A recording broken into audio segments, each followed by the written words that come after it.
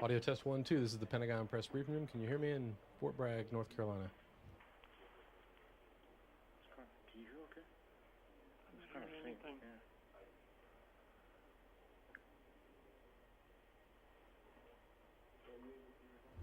General Votel, this is Colonel Keck of the Pentagon. Can you hear me? Did you hear something? No, I'm not hearing anything.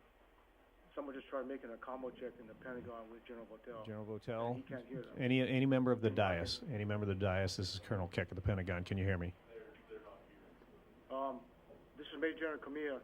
I can hear you. General Votel cannot. How about General Anderson? Jan, can you hear No, them? I can't hear. General Anderson cannot hear it. Hey, how are you? See you. Okay. Trying to get a connection. Is the center table microphone the only microphone you have? Yeah, Votel and That's the only one I see in front of us. They asked whether the center microphone is the only one we have. Could you ask General Votel to just do a countdown quickly from 10? Joe, can you count down from 10? No, I'm not. 1 or 10, 9, 8, 7, 6. That's the level. And it's only 400. Okay, gentlemen, just to let you know that you're fairly weak on your end for audio coming this way, so please use a good command voice.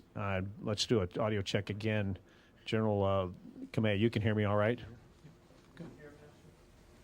Yes, I can hear you fine. Yeah, this is General Votel. I can hear you as well. Okay. I can hear. Okay, that's better. Audio just came up to a much better level, so hopefully they potted up on your end. Okay, gentlemen, are you ready to begin on your end? Yes, certainly. Yes, we are. Okay, just very quickly, this will go down in this manner. Mr. Brian Whitman, the DASD of Media Ops, will do an introduction and introduce Dr. Mayberry, who will give a brief opening statement. And at that point, he will do an introduction of you at the same time. And when Dr. Mayberry gets done with his statement, then we'll come to Fort Bragg for whatever opening statements you have, and then Q&A. Any questions? No questions. No questions. Okay.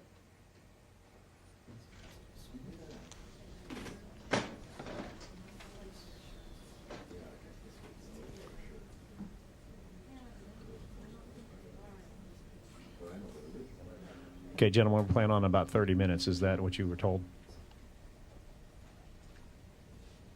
That's right. Yes. Yes. All right, we'll begin shortly. Next voice you'll hear will be Mr. Whitman at the podium.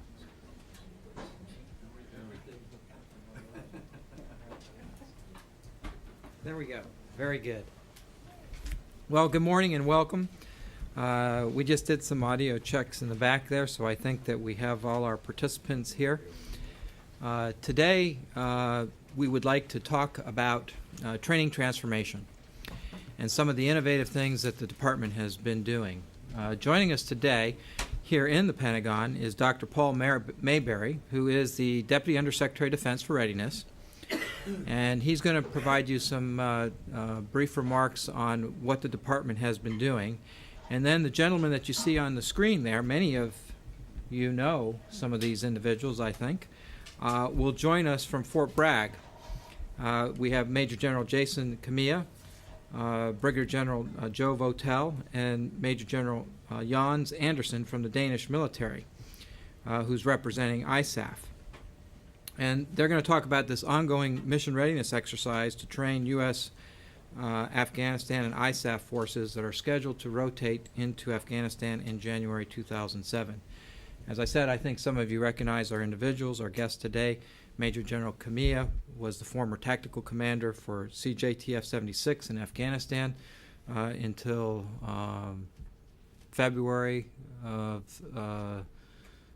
the past year. He's currently now the director of the Joint Training and commander of the Joint Warfighting Center. Many of you also know Brigadier General Votel. He is now the deputy commanding general of the 82nd Airborne Division. So to get this started, I'm going to ask Dr. Mayberry to come up, and then he'll call upon our colleagues that are at Fort Bragg. Paul? Thank you, Brian. Good morning.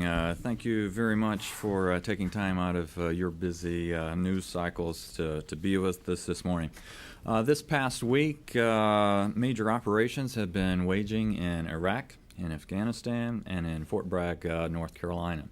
Under the title of Unified Endeavor, our men and women of the armed forces have really been working along with their multinational counterparts, their interagency partners, and have been engaged in a robust joint training exercise that is really reflects the real-world requirements for Operation Enduring Freedom and the asymmetric conditions that that theater provides. This mission rehearsal exercise provides the stress and the rigors of their joint responsibilities so that all of these personnel experience and work through the challenges prior to deploying into theater. The focus on joint training and mission rehearsal is conducted within the department under the rubric of training transformation, what we call T2 for short. And training transformation really was a major focus item within the QDR. The QDR validated the focus of training transformation, its outcomes, and its past successes. But it also looked forward and broadened the training audience that should be addressed within our training transformation efforts to include government civilians, interagency personnel, and contractors. And finally, the QDR really expanded the training transformation coverage so that it is global to include our multinational and coalitional partners in a persistent yet distributed training capability and infrastructure. Joint Forces Command serves as the executive agent for our training transformation initiative and sponsors this Unified Endeavor series of exercises. Since the very first training transformation event back in January of 2004, we have significantly increased the fidelity of our integrated joint training. I have witnessed us significantly expanding the complexity of our joint scenarios, routinely having key real-world players involved in these events to include native Iraqis, Afghanis, to include their social and political leadership, as well as their senior military officers in these exercises. We continue to incorporate non-governmental organizations in the exercises and have even continued to press and to concentrate on the criticality and the involvement of media in the exercise scenario. And I will allow General Kamiya to discuss some of the specifics of these levels of participants in this particular exercise. Yet the department has also continued to bolster the rigor of our mission rehearsal exercises by more rapidly incorporating lessons learned from OIF and OEF into the scenarios. Specifically, joint close air support is one mission area that comes to mind. The involvement, particularly in Afghanistan, of the provincial reconstruction teams, civil affairs, and also contributions to strengthen the legitimacy of a central government are all now routine scenario injects. And those scenario injects are being modified on a daily basis as lessons learned come out of theater. Just in conclusion, let me congratulate Joint Forces Command and the services for providing rigorous training to prepare the 82nd Airborne Division and other U.S. and coalitional units for their deployment in January to Afghanistan, where they will serve as the commander of the Joint Task Force 76, as well as participate and contribute to the International Security Assistant Force rotation there. And with that brief introduction, I'm going to turn things over to Jason Kamiya, who heads up the Joint Warfighting Center down at Joint Forces Command.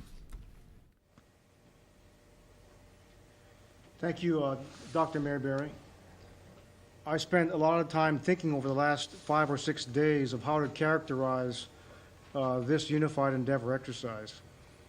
And I think I would characterize it as a nexus, as the boots on the ground, as the proof of the pudding of the transformation of training that Dr. Mayberry spoke to you about a few minutes ago.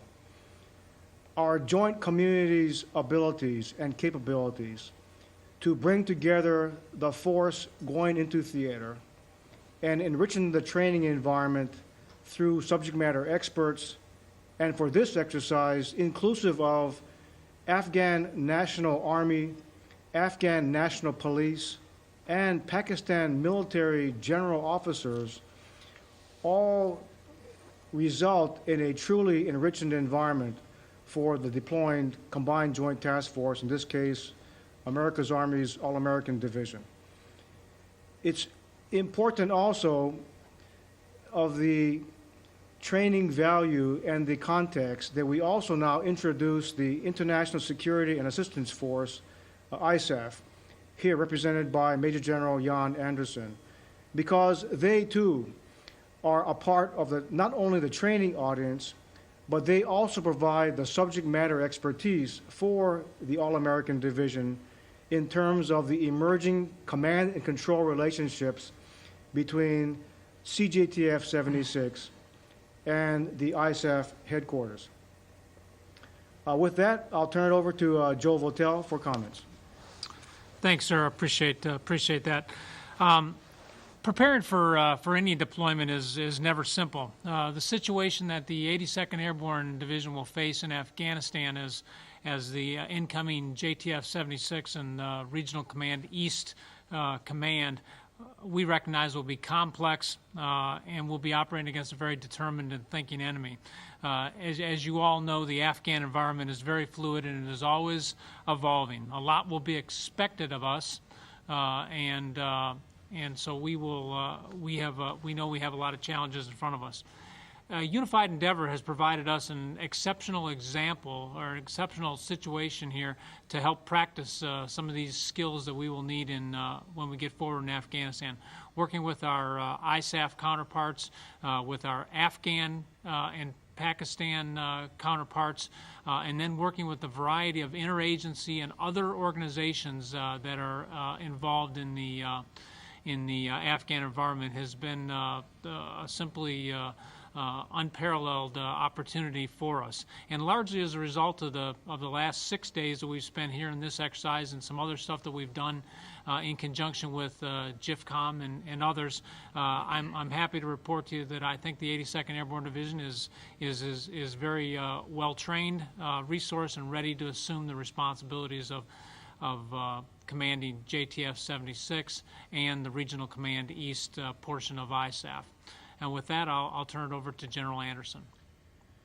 Thanks a lot. I'm Major General Anderson, coming from Denmark, but at the moment serving as Deputy Commander, Headquarter Multinational Corners East in station Poland. I'm here because my headquarters will come up the core of ISAF 10 from beginning February. And we took this opportunity, and I will deploy together with 82nd and the rest of the ISAF headquarters. We took this opportunity where we were tasked to play a HICON for 82nd. We took this opportunity to train ourselves, make sure that we have a common understanding of procedures together with 82nd, and I can confirm what Joe just said. We are ready to go.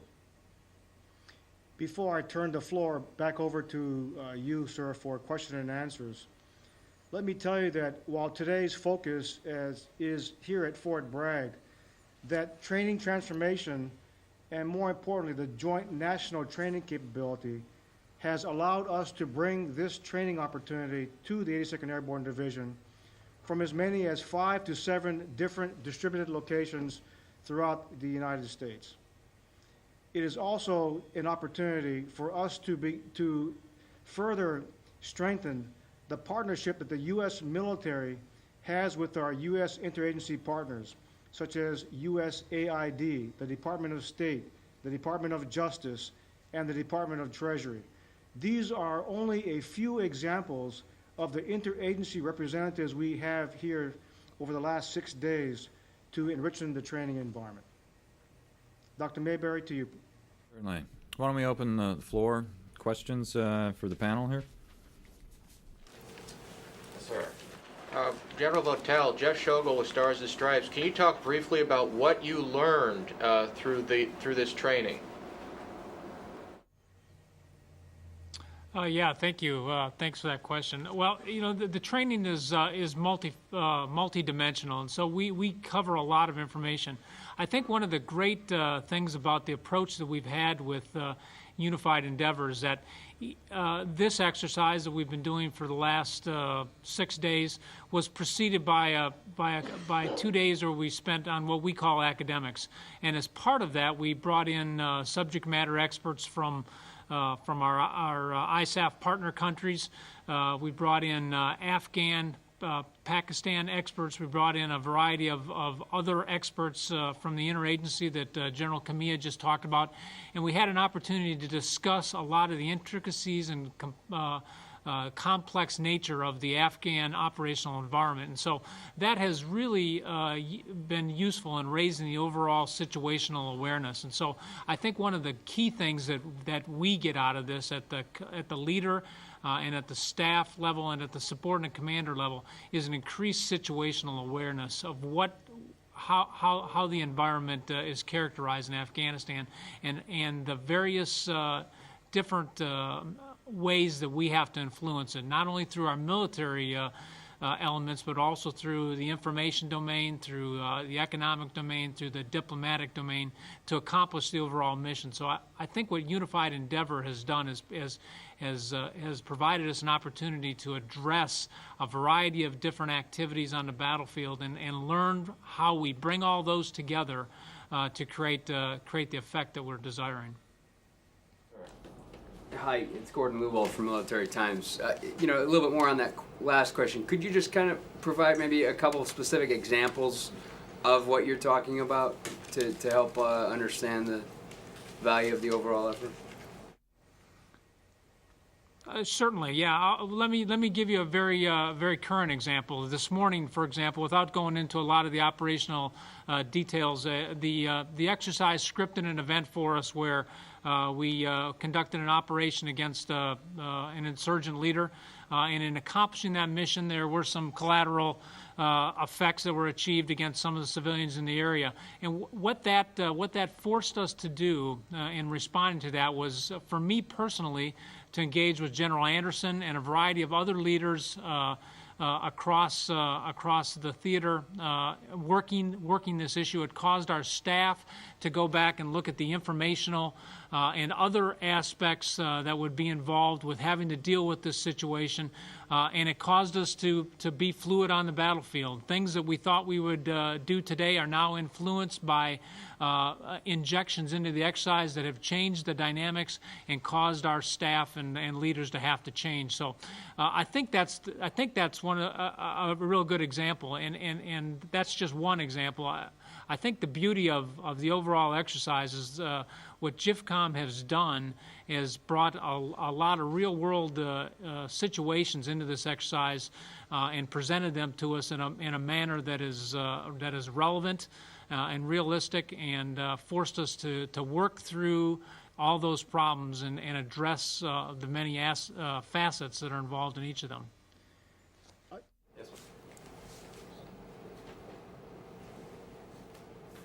Was driven purely by injects or scenario development. The work that you all do every day to report global events have also had added enormous value to the exercise here. And let me give you a couple of examples.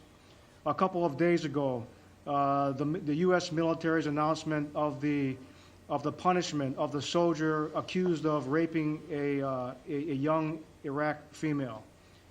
That got the task force to think in terms of the consequences that it could potentially have on the Afghan theater. Another example, the recent reporting of the Danes not allowing burqas in their country. That has an immediate impact on the operational environment in theater. So the natural course of media reporting in a global environment has truly served to enrich this exercise even beyond the meso and scenario development that culminated in a year-long planning process. Thank you. This would be for General Kamiya. I wondered, U.S. Joint Forces Command has developed a variety of command and control tools. I wonder if any of them will be going with 82nd?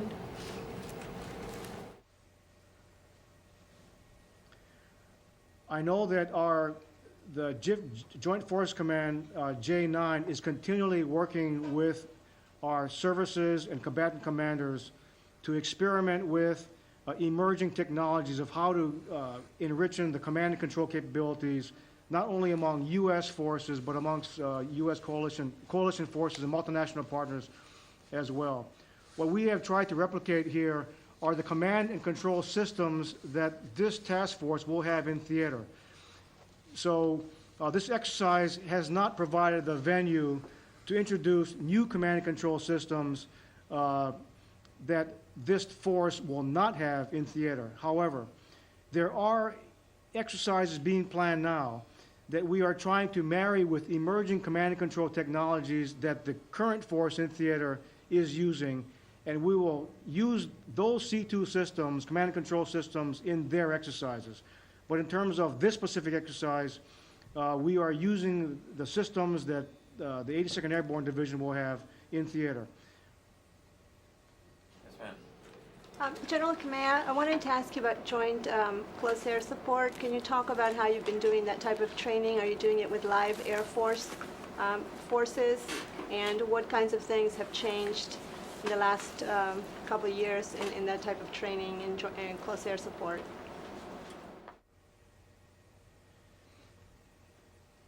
Our modeling and simulations technologies are rapidly growing. For example, without getting into the operational details, we can use replicated UAV images over Afghan terrain to enhance the targeting process, the kinetic targeting process of this CJTF and all the coordination, not only within its organization, but also with ISAF as well. Targets, the communication with JTACs through the Coalition Air Operations Center is all replicated in this training environment. And you'd be interested to note that among the nationwide sites of training capabilities we have to enable this exercise includes Hurlburt Field and Davis-Monthan Air Force Base, where we have resident subject matter experts on close air control and integration of air and ground operations sitting there as well.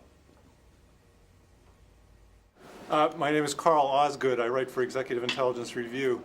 General Kamiya, you talked about scenario injects and how media reporting can sometimes have an effect on the battlefield. But also I wonder, sometimes military operations themselves can have unintended or unanticipated effects as well. And I'm wondering how you work that into the scenario and what you learn from doing that. Well, going back to one of our recent scenario injects that the CJTF is wrestling with today was the effects of a kinetic strike against enemy targets with collateral damage. So you get at that training objectives through that kind of scenario.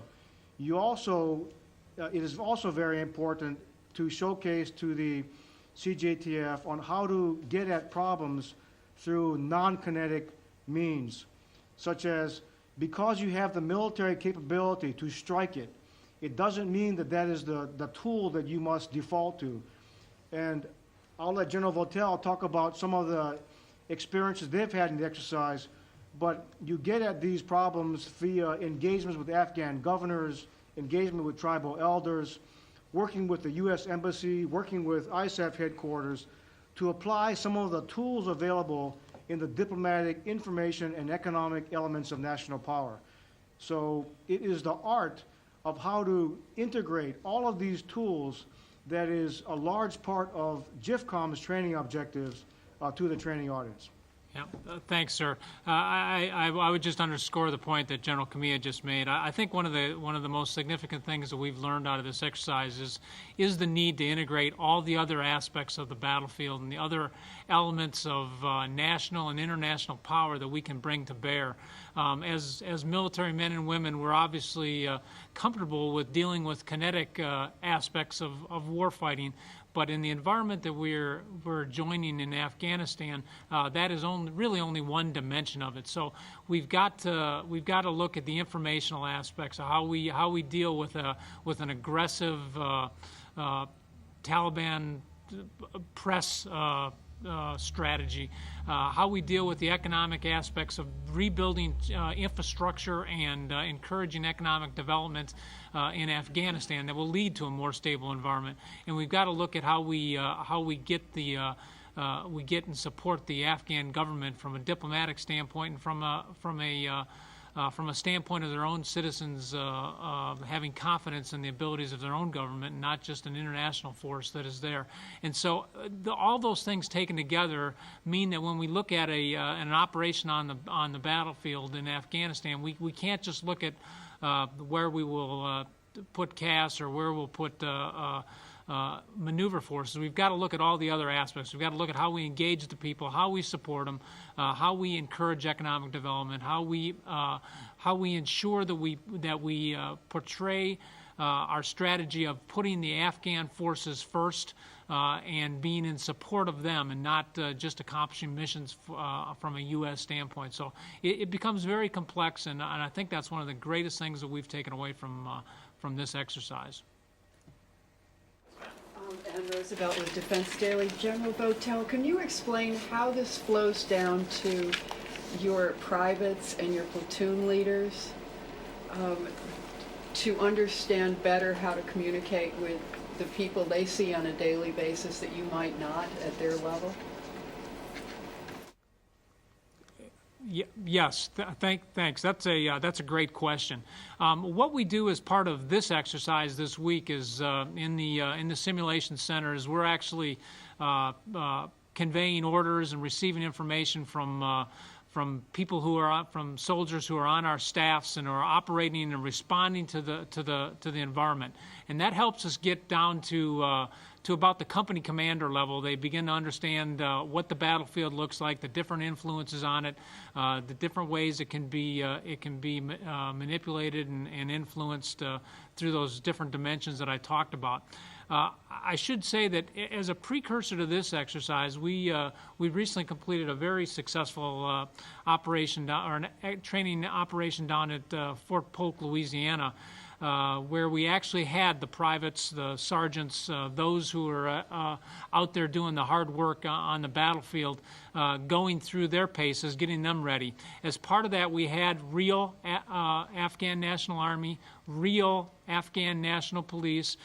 We had a variety of real interagency representatives out there representing the provisional reconstruction teams that were out there interacting with our soldiers on a day-to-day basis. So it was common to see a U.S. platoon with an Afghan squad operating in a village and working through the issues of that dynamic there, of being able to communicate with them, convey intent, plan, rehearse, and then execute together and do it repeatedly over the course of about a 17-day exercise. So that's the principal way that we've accomplished that. I will tell you the other aspect of this that's very important, not only for our leaders, our senior leaders, but really down to our junior members of the task force here, is the cultural awareness aspect of what we're going to be dealing with in Afghanistan. So we've used a variety of means, the engagements that I just talked to you about, that exercise, classroom instruction, other things that are available to us to try to make sure our soldiers and the members of the task force are as culturally aware and situationally aware as they can be going into this environment.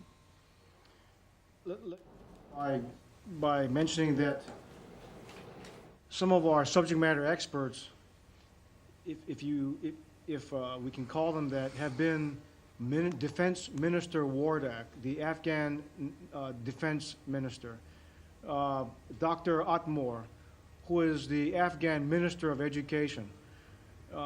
When I consider my train-up, my own UE event as I got my own task force ready to deploy back in January of '05, this level of exercise represents orders of magnitude more than what was available back a year and a half ago. Now, things were great back then. We all believe that JIFCOM, in concert with the Army's Battle Command Training Program, etc., afforded my task force a super training event. But let me tell you, with the maturation of T2 as described by Dr. Mayberry, with technologies, with growing partnerships between the United States and ISAF and our Afghan and Pakistan coalition partners, the level of this exercise, the training environment that we have provided both ISAF and the 82nd Airborne Division are orders of magnitude more than what I had a mere 18 months ago. I have two more questions here. Yes, sir. Nathan Hodge with Jane's Defense Weekly. You have a fairly extensive list of training partners, including Afghan nationals, ISAF, and interagency representatives. What kind of participation have you had from contractor community? And maybe General Votel, you could elaborate a little bit more on what kind of tools you would have at your disposal to coordinate with them. Certainly. Well, you know, the battlefield today does include a contractor element into it, civilians that come in and help us with some of our systems, and that has certainly been the case here. As General Kamiya talked about a little bit ago, one of the key aspects, I think one of the key things for us in accomplishing our strategy, our campaign plan in Afghanistan is information dominance. That is being able to gather information about things that are happening out there on the battlefield, the environment that surrounds it, get that information to the right people and help, and then help them make the best decisions based on that. So, to that end, we have tried to integrate into this exercise all the same systems that we expect to operate in Afghanistan. So, for example, the Army's newest battle command system is involved here. We have reached out and grabbed into a system we call FusionNet, which essentially gives us a Google-like capability for recalling information that is data-based about activities on the battlefield and using that information to help us make decisions. We've got the new Joint Information Operations Center, JIOC-A, that will be in place for our deployment, and it's been in place for this exercise. So it's given us an opportunity to work all these systems so that we can move information around as quickly as we can, get it to the leader or to the soldier or trooper that needs to have it, and so that he can act on it. And of course, doing all that has required us to embrace our civilian contractors that are here helping us do that. So they've been an integral part, not only here at Fort Bragg as part of this exercise, but really in the train-up that's taken place over the last several months, where we start to train individual skills and integration of systems, and to include being down at the Fort Polk exercise that I talked about a little bit ago. So they are very, very integral into what we're doing. We welcome them. They're great team partners in this, and they, largely as a result of them being here, we are much better poised to operate these systems in the environment that we're going to find ourselves in Afghanistan. All right, time for the last question in the back there. Yes. Doug Beiser, Newsweek Tech Media. You were talking about how the simulation technology is improved and enable these new things. Can you be a little more specific on how it's changed from a year and a half ago to now and what it's allowed you to do?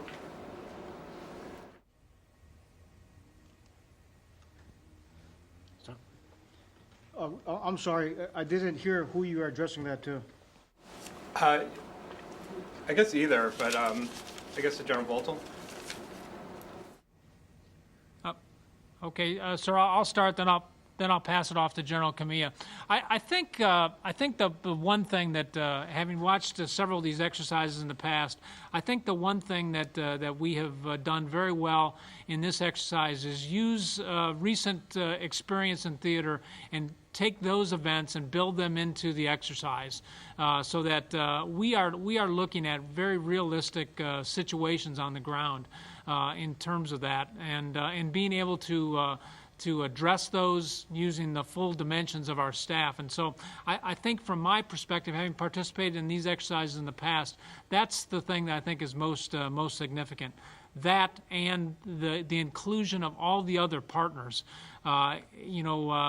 Personally, I had the opportunity to engage the other day with my Afghan counterpart in the Afghan National Army. And we had an opportunity to talk about not only exercise-related things, but other things that we expect to deal with on the ground. Likewise, I had an opportunity to talk with my counterpart on the Pakistan Army side. The individual that I will deal with on a day-to-day basis in theater was here supporting this exercise. He's integrated into what we're doing, and I'm also having the opportunity to build a relationship with him that's going to carry us over the next 14 months. And so, to me, these are just unparalleled opportunities that we were not able to achieve in the past, but because of the great work of GIFCOM and others who are engaged in this and putting this together, we've really been able to add a significant amount of realism into the overall exercise. Sir? Now, speaking from what technology has done on the exercise backbone part, in other words, the modeling in sims is what we're primarily talking about. I think one of the areas that has grown in capability has been in the logistics area. I'm not familiar with it right now, but I know my kids are.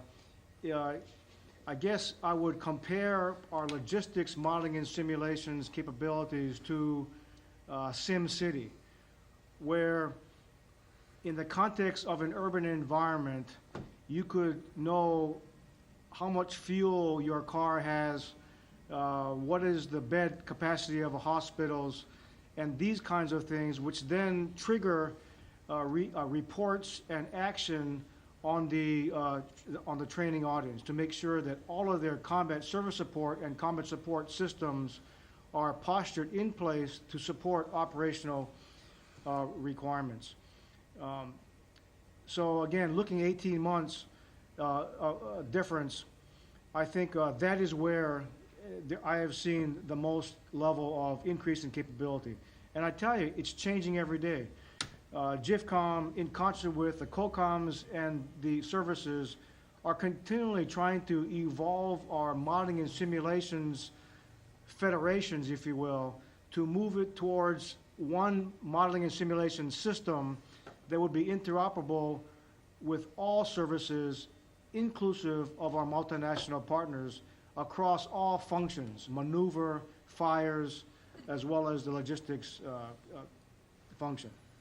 I would just add one further point here, and that is that a unique aspect of this exercise has been the inclusion of the ISAF headquarters that we will be working with.